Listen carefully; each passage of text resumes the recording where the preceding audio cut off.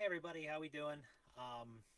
So just waiting here for some for people to get on here, and we'll get started here. So how's it going? Hope you guys are having a good week.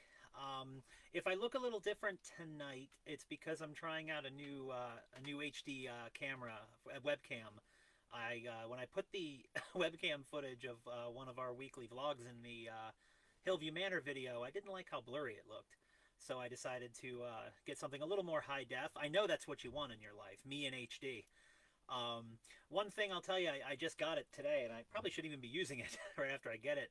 It does tend to zoom in and out a little bit. I'm going to see if I can fix that. I hope it's not too distracting to you, but just what you always wanted, me in 1080p.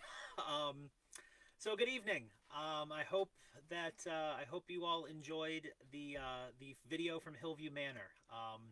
We put that out. If you haven't seen it yet, there really aren't going to be. I mean, if you don't want to know what any of the evidence is, turn it off now. Go watch the video and come back because this will post on the page. But not a ton of spoilers. But I do want to talk about some of the major things that came out of that because that was a major investigation. We've been talking about it since we left, but now we can actually talk about the video because we finally shared everything that we found with you guys. I think that video came out on Monday. First and foremost, what that was a long review.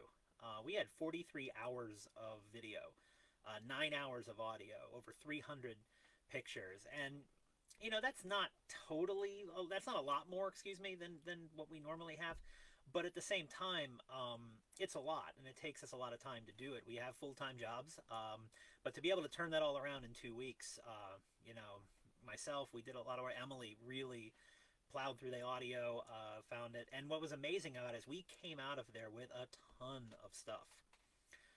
That we made an 18 and a half minute video out of it, and we probably put in about half of what we found. And that usually happens. We never put everything in. Some of it's a lot of residual stuff, light anomalies, bangs, footsteps. We don't put a lot of that in. I'm telling you, there were so many footsteps and banging sounds and light anomalies in this place. I stopped writing them down. It was, we put some in the video, some of the better ones, but there's just so much energy pulsating through that place. And one of the things I wanted to do tonight is just sort of talk a little bit about some of the major parts of that video. Just sort of take you, a little bit behind the scenes, give you some of my thoughts on it as we close out this chapter. Because that investigation's over. So today I backed up all the data. I erased the memory cards, backed everything up online and physically on a backup hard drive. It's not on the laptop anymore. It's gone. Once the video goes out, we pretty much close the book. We'll never forget it. We'll talk about the evidence we got for years, but it's funny. You spend 2 weeks obsessing about it before and 2 weeks obsessing about it after, and then suddenly it's done. And that's sort of the nature of what we do. And then it's on to the next. But the memories, the experiences, the energy will never leave us. And that energy's the thing. That most of the haunted places we go to, we can feel some energy as you walk through. Your body's like a tool. The more you're fine tuned to using it, the better you get at it. And in the years since we've done this, Emily and I have gotten better at it. She's way better at it than I am. But you use that energy sometime. It's sometimes when you're walking into a place for the first time. And as I said in the video, when we did the tour, there's a 45-minute tour we took with one of the guides, and it really helped. There were two places that we felt a lot of energy. Linda, my mother, she felt a ton of energy upstairs. She felt a real connection to the resident named John, and Emily felt something down on the north wing. And so that's where we started. And we actually started the video off with Mom reading some of those Bible verses. We read to him for probably 20-25 minutes, and getting those voices out in the hallway of bless you and do you like that verse? Yes, very much. We actually did get a couple other EVP up there where we asked him, after we read a verse, we asked him if he liked it, and at one point we caught a yes on my handheld camera. It was great to validate that. It's great when you can catch evidence to validate what you're feeling. That makes you feel good. It makes you feel like, wow, this is there's something to what I actually am feeling, and it makes you more confident in terms of following your feelings and following what you think going forward. That same thing happened in the North Wing. We caught some of those voices like "My Spot" and "Can I Go Home?" Oh my! We caught so many "Let Me Out of Here's" and "Go Homes."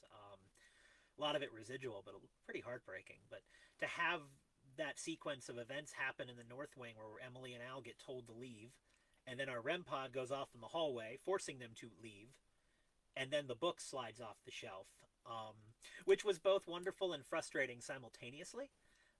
It's wonderful because it happened. It's not so wonderful because I didn't capture it. It happened just off camera, as I said in the video. It happened. The book was there when we walked past it, but it slid off the shelf. What was interesting about how it slid off the shelf, when we got to it, it was tucked underneath the shelf. So it actually fell like this, like it slid across, went down, and then almost slid back underneath the shelf, which is interesting. But if you listen to it on the video, you can hear, excuse me, the sliding sound of that. And one of the cool things about that is Emily and I were both really happy that Al got to experience that, because Al's a skeptic. He really, we had to show him that this stuff is real, that this equipment works and how it works. And I spent the day of the investigation explaining to Al how every piece of equipment is supposed to work. He's very meticulous. And it was very cool. Emily and I were really excited that he got to experience something that he couldn't explain. And that's the best part. Well, that's really where you get sort of, where this becomes an obsession to a lot of people, is when you do catch something you cannot explain at all. I can't explain why the rocking chair moved either. That was awesome. In the tour, they told us that happens sometimes. So that's why I put the game camera in there. The way our game cameras work is if something moves, it activates. It's always recording, but it only saves the 10 seconds before and the 10 seconds after something happens. And usually all we catch on that is me moving the camera, and me putting it back later, or us walking in front of it various times during the night. When we saw that rocking chair is one of the first things we saw, and because it was easy to review, and I just was looking at it, and I actually didn't think it moved. I actually thought it was the camera. The camera jiggled, and the rocking chair looked like it moved. Whatever. Be awesome, but it probably isn't, which is how we look at everything. And when I was able to slow it down, it became really straightforward that chair did not start to move until that light anomaly shot through it, and that is really cool. It's one of our prized captures, not only just from Hill View, but from anywhere, to catch that kind of like poltergeist. Which, by the way, poltergeist means, it's a German for loud ghost. It has nothing to do. The Spielberg movie's called Poltergeist. Everybody thinks it means evil. It doesn't. Poltergeist activity is when things move on their own, stuff falls off shelves, that things make noise. That's poltergeist activity. But anyway, I digress. That chair moving was really cool. And what was interesting is, I thought, because Al sat in that chair. I thought, okay, maybe he got up and the chair was still moving. He was out of that chair for 2 minutes before that happened. And you saw on the video that the chair rocks, but it only rocks for like 5 seconds. It's not the kind of chair that's going to keep going for 2 minutes. So we're fairly incredibly confident that chair moved on its own, and it was very exciting. Really an exciting capture. I hope that caught your attention the way it caught our attention when you were watching the video. So, as it pertains to contacting family, we didn't really capture anything that we felt was family. It was interesting to be in that room during it. That room really got energetic when we were doing that. The piano played, which, going back, that was the first paranormal experience I ever had in that building 20 years ago when I was visiting my great-grandmother on her birthday. We heard that piano playing, and to hear it actually play was amazing. I'm not sure why we didn't hear it at the time. I still can't explain that. I mean, sound is interesting. It may have played so faintly that only our equipment could catch it. I mean, Emily was 10 feet away. I was about 20, 25 feet away. She was closer, but neither of us heard it. We were very happy to hear it when I was reviewing the camera. And also that scream that we put in the video when I was talking pretty much directly to what I was hoping to contact the spirit of my great-grandmother. And to catch that, really, like, just that scream, it was blood-curdling. I don't remember it being that creepy when I first reviewed it, but when I was looking through the clips to put into the video, I was really surprised at how creepy it actually was. And I don't think that was family related. I think it's probably residual. A lot of times screams and things like that are.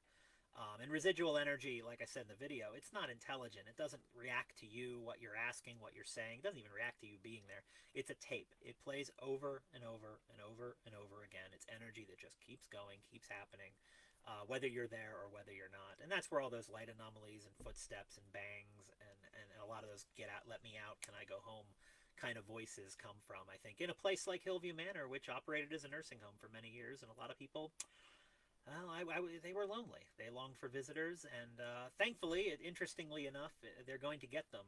It's just that after they passed away, where it became this iconic haunted location. But the big one was the shadow. And when I tell you, I spent days trying to prove that that was Emily's shadow, I'm not lying. Um, Emily jokingly gets angry at me because sometimes I just won't give up on it. I'm still trying to disprove it. I do that with her. I'm still trying to disprove stuff that happened at Worcester Inn a year ago.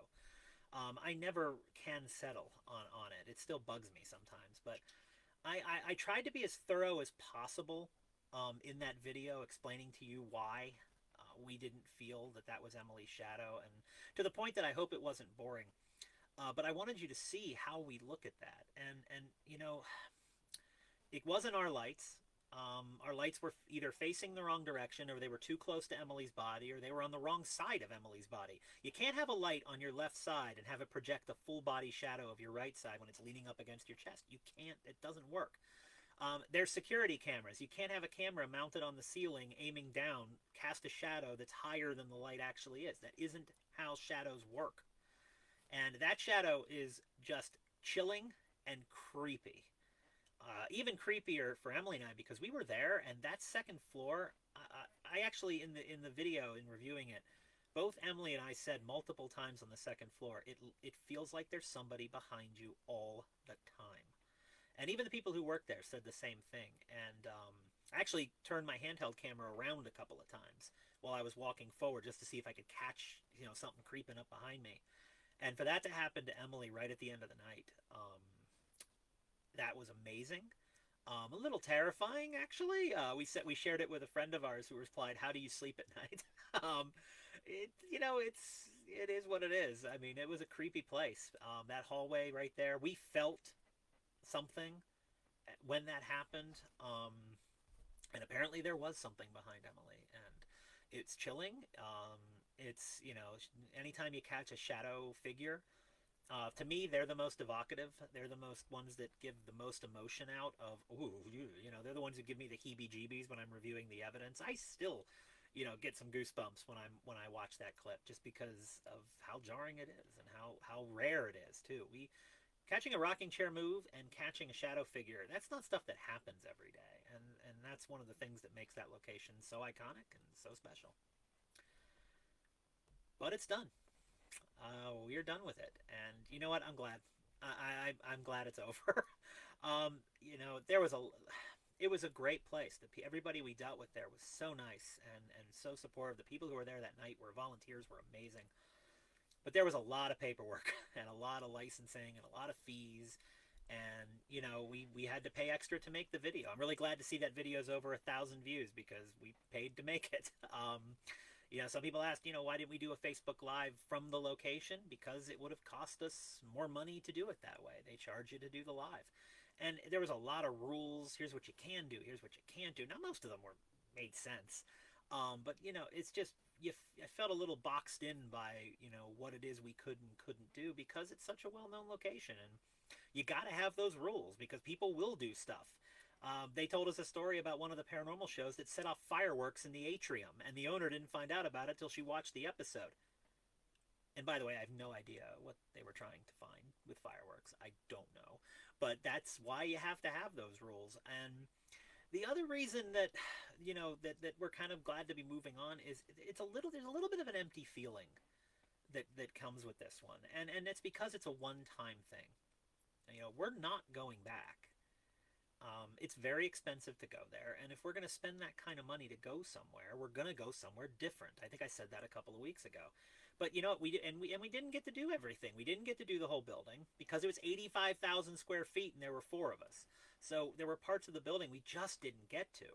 We didn't do the basement at all, and the reason for that is that the mold was palpable. You go down there, and I have, I have a history of asthmatic issues. Emily does. My mom couldn't even go into the basement with her asthma, so we just didn't want to risk the health aspects of going down there. There was children's room. There was all kinds of places that we didn't do. So what you saw, while thorough and while we covered a lot of ground, we didn't do it all. And the other thing is, we're not going to be following up. We're not going to be trying to get more answers. When we do these investigations, we like to meet with owners. We like to meet with the people involved, try to solve the mysteries. If this were a regular location, Emily and I'd be trying to get back there to find out who the shadow is, to learn more about John on the third floor and the Bible verses, to who influenced our REM pod to get us out of the room and then into the hallway, that guy who told us to leave. What's his story? Not going to be doing any of it. And that's the thing. It's an iconic location. They've had, it's been 2.5 weeks since we've been there, and they've had probably 20 groups in since. And everybody catches their evidence, and everybody publishes their evidence, and at the end of the day, you're just another group. And that's fine. That's exactly how that place should operate. It's a business. And, but for Emily and I, we much prefer, some of the places that we've really partnered up with, Worcester Inn, Grapevine Farms, places like that, where the people involved, the staff gets involved, the owners get involved, and we all want to find the answers together. And that's Emily and I, those are the ones that really hit home for us. That's why we do this. So we will do more iconic locations. We did check that off our bucket list, and we're so grateful to have been able to do that. We're planning to do one next year. We might try to do these once a year, an iconic place once a year. I'll swim through paperwork and fine print once a year. I think that's what I got patience for, because it's expensive too, to do all of that. But like I said, we enjoy the not obscure, but the lesser known haunted locations. Like if we just went for the iconic stuff, we never would have discovered Dennis at the Worcester Inn, or Michael and David at Grapevine Farms, or any of the other spirits that we have met and connected with in our time. So we're thinking Rolling Hills for next summer, simply because it's where this all began. But stay tuned for that. So guys, that's it for Rolling Hills. On to the next, and I appreciate, as always, all of you tuning in. We appreciate your support, as always. And next week, hopefully, we'll have some new things to talk about, some new places to go. And but if not, we'll definitely have a lot to talk about, because there's one thing that this field never runs out of. It's interesting conversation. Thank you to all of you, and I hope each of you have a really nice night. Take care.